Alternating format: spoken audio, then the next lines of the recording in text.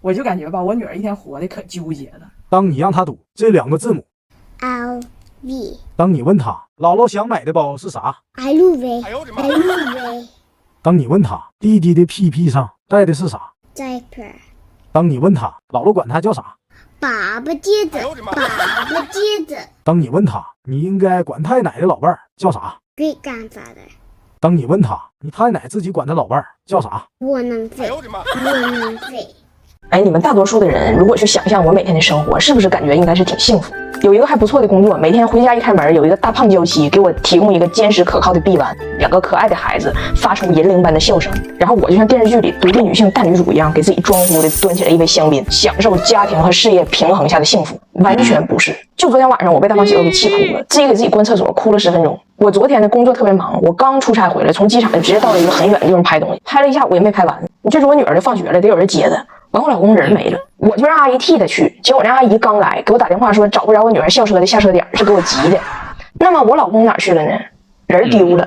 他本来是记得的，我教过他下班之后怎么去找那个地铁站。结果去地铁站的路上呢，人家饿了，顺着烤冷面那边人就去了，找到了烤冷面，也吃着了烤冷面，但不知道咋折返了。我说你不记得你路过什么地标吗？他说我记得，我是在兰州拉面那儿拐的弯。但是返程的时候，我发现有数家兰州拉面都长一样，所以他迷失兰州了，迷失兰州了。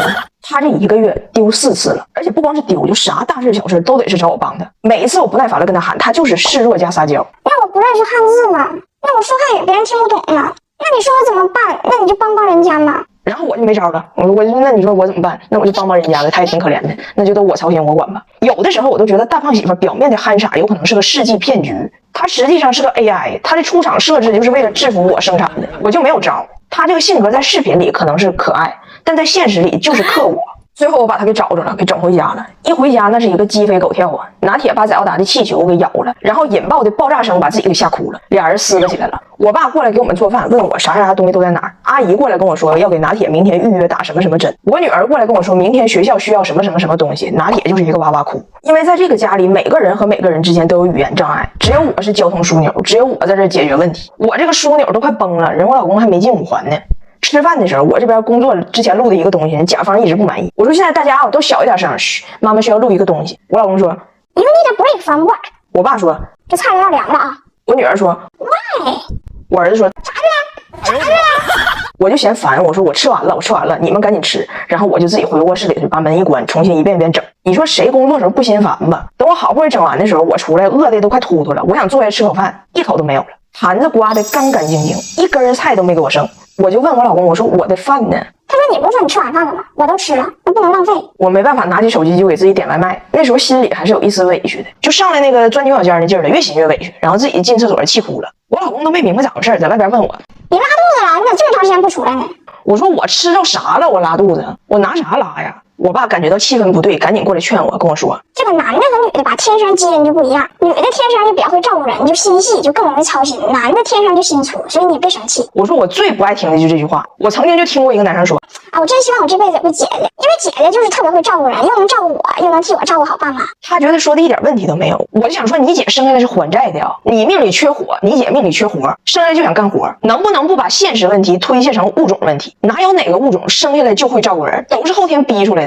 因为我们后天受的教育不一样，标准不一样，要求不一样，最后才导致我们会照顾人。我老公如果上1天班回来给拿铁换一片尿布，铁岭新区炸了。我奶我爷我家所有的老人都说哎呀妈，你看这爸爸多好。我同样也工作1天回家，甚至工作比他更累。我给孩子做饭的时候，我姥跟我说你这孩子养的还是瘦啊，这肯定是营养还是不对，你得寻思咋给孩子补补，那瘦可不行啊。从来要求的不一样，标准都不一样，所以女生天生会照顾人是最大的谎言。我们不是天生会，我们只是想当一个好女性，当一个好妈妈，这个高考分数线更高锻炼出来的。然后我今天说这些不是吐槽我的生活啊，我的生活也没有啥悲惨的。我觉得任何的妈妈，不管你的工作表面上是很光鲜的还是很平凡的，回到家的繁琐都是一样的。我就是想跟所有年轻的女性、年轻的妈妈们说，不要总是那么喜欢自我反省、自我谴责，也不用那么轻易的就对周围的一切产生同情、愧疚，然后把所有的压力都压到自己身上，还觉得自己做的不够好。其实别人也不一定多心疼你，人都习惯了。别学咱们妈妈那代人，就是我很苦，我打碎了牙往肚里咽。你有那个牙，你往肚里咽干啥呀？你咬它，你咬它呀！世界杯开始了，我跟大胖媳妇一起看的开幕式。哎，你说他一个加拿大人，还给他看的贼嫌弃，说他看不了，因为他有北京奥运会开幕式后遗症。还问我说，哎，你有没有这种感觉？就北京奥运会开幕式之后哈，就看不了任何世界盛世的。就之后任何的开幕式看着就觉得淡，有点晃的上，就感觉张艺谋导演用手机剪出来的开幕式都比这强。他说，当年我看北京奥运会的时候，我记得可清楚了，就看一群人离远就乱七八糟就出来了，就蔓延就扩散，然后咔一下就变队形了，吓你一激灵啊！变完队形咔变色了，变完色咔换色了，换色之后咔部分换色了，就唰，最后出来个糊，然后全场灯都灭了吧，我以为完事儿了，还亮，眼睛一闭一睁，出来8000个否。眼睛一闭再睁，出来的地球和一个长发短脖男子，永远一家人那种感觉。然后放鞭炮也是，先近景给一些就是世俗的烟火，然后咔切远景，几个大脚丫朝你啪，就你明白我意思不？就你看到的每一幕每一秒后边都有小反转、小巧思。所以我看完北京奥运会开幕式，我就有后遗症，我就控制不住，老想等那个反转，等巧思。但是人家是真没有。你看这开幕式啊，也出来一堆人溜达的出来了，我等着啊就咔换队形了，人溜达下去了，完事儿了。完也整出来一堆吉祥物，我就等着，我就寻思咋的，得帮家中间蹦，飞出来一堆鸽子，然后其中有一个长发短脖鸽，就然后咵一脚一个点球，把圣火就给点燃了，然后全场鸽子咔全变色了，只有中间对角线区域的些许白鸽子没有变，奇变偶不变，颜色看象限，然后突然咔所有的鸽子都停飞，那些白色的鸽子在球场的中间就汇聚成了一个醒目的卡塔尔，就我心中期待的好像是这种感觉。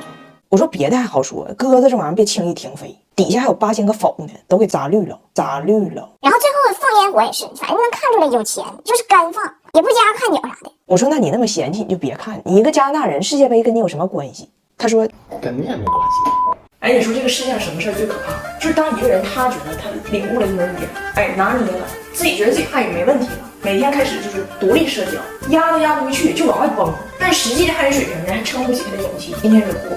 有一天，我妈领我们开车去郊区，路过了一片山，咱也不知道为啥，我妈在那片山上就给自己的将来置办了一个公墓。我妈就指那山说：“我的墓地在这儿。”我老公就听懂了“墓地”这个词儿，欣喜若狂。就你还记得咱小时候学英语那种感觉不？就一听力，嘎听到一个自己会的词儿，我知道 abandon 啥意思忘了，但是 abandon 就光抓这词儿的，别的全忘听了，就那种感觉。他就捕捉着这个墓地了，他理解的墓地是目的地、目标地点 destination， 不等我翻译啊，我妈刚说完了，我的墓地在山上，他直接就回答我的墓地在北京，我的墓地在北京。我妈说啊，那你的墓地为啥是北京啊？是不是因为北京大，晚上可以跑出来随便玩？我老公说，那你的墓地为什么在山上啊？是不是因为山上大，晚上可以跑出来随便玩？哎呦我的妈！我妈以为他故意抬杠呢，我妈也抬上了啊。你放心，如果我真有那一天，我上山了也会想着回来找你的，我晚上出来玩也把你带走，一起玩啊。我老公说啊，那妈妈你放心，如果我真有那一天，我也会想着回来找你的。我不管啥时候出去玩，我都会想着把你带走的，把你带走的。